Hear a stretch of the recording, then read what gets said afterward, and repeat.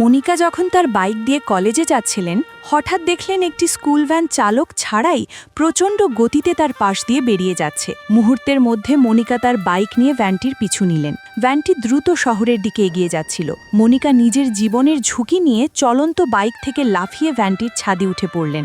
ভ্যানের ভেতরে ঢুকে মনিকা দেখলেন সেখানে শুধু একটি লাল হ্যান্ডব্যাগ পড়ে আছে এবং ভেতর থেকে টিকটিক শব্দ আসছে। তিনি বুঝতে পারলেন এটি আসলে একটি বোমা। ভ্যানটির স্টিয়ারিং হাতে নিলেও সেটির স্পিড লক হয়ে গিয়েছিল, তাই সেটি থামানো সম্ভব ছিল না। নিরুপায় হয়ে মনিকা ভ্যানটিকে একটি উঁচু ব্রিজের দিকে নিয়ে গেলেন। মনিকা ভ্যানটিকে ব্রিজের রেলিং ভেঙে গভীর নদীর মধ্যে ফেলে দিলেন।